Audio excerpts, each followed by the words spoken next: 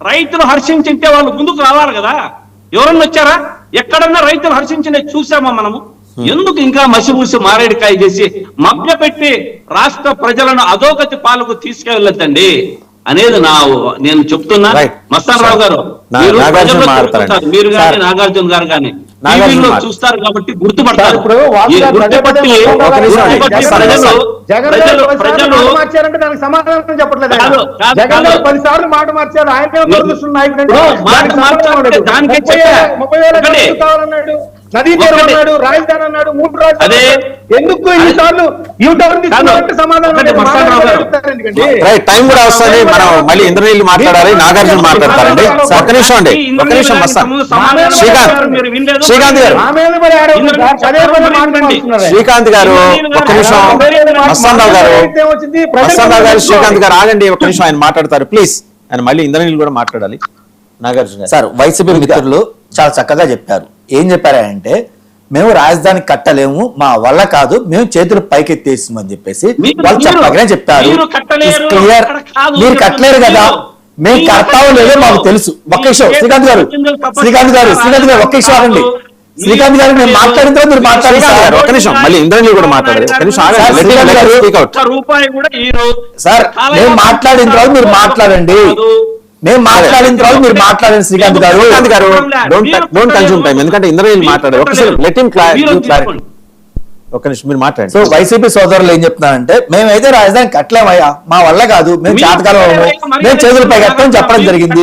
ఇప్పుడు వాళ్ళ చెప్తా మేమే కట్టలేకపోయినా మీరే కట్టలేరు అంటున్నారు.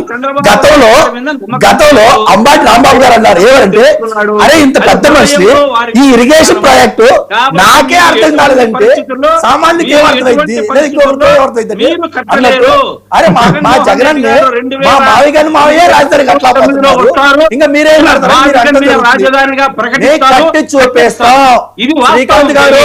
శ్రీకాంత్ గారు మీలాగా అసెంబ్లీలో కడతా పోలవరం, రేపు కడతాను, ఎల్లుండి కడతాను, 3 రోజులు కట్టి వాటర్ ఇస్తారని చెప్పి మేము అలా చెప్పాం. అమరావతి రాజధాని మేము కడతాం, కట్టి చూపిస్తాం.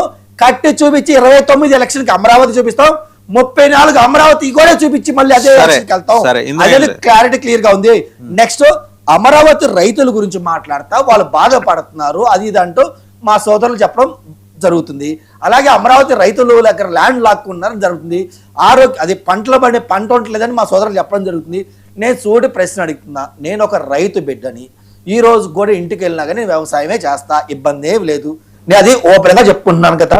ఇప్పుడు మా సోదరులు నేను అడుగుతున్నా, మా నాన్న వ్యవసాయం చేయటం నాకు ఇష్టం లేదు, నాకే అసలు వ్యవసాయం చేయటం ఇష్టం లేదు, మేము ఎందుకు ఊడిగం చేయాలి, వ్యవసాయం అంత కష్టమైన పని మాకు తెలుసు, మేము చేయలేకపోతున్నాం, మా వల్ల కావట్లేదు, అది మా స్టాండు.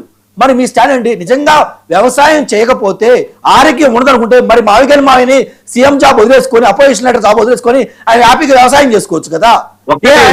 బిజినెస్ చేసుకుంటే ఆయన వ్యవసాయం చేయరు.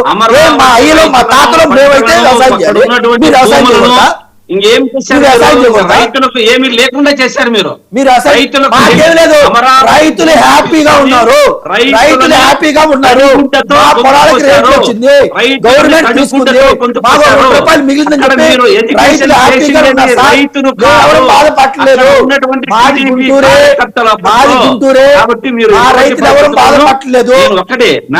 ఎవరు బాధపడలేదు, మీకెందుకు ఇంత నొప్పి ఎందుకు? మా రైతులు ఎవరు బాధపడలేదు, హ్యాపీగానే ఉన్నాం, మేము వ్యవసాయం చేయలేకపోతున్నాం.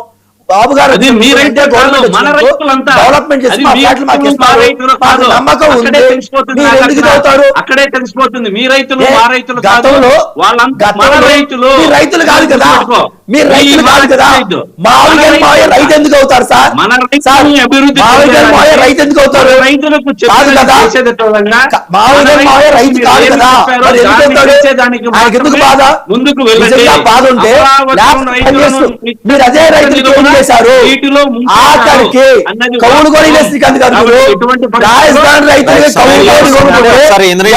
కోర్టుకెళ్ళి తెచ్చుకున్నారు, కౌలు గురించి కోర్టుకెళ్ళి ఫైట్ చేసి మరీ తెచ్చుకున్నారు. ఓకే ఇంద్రనీల్ రెడ్డి గారు, సో మొత్తం కాంట్రవర్సీ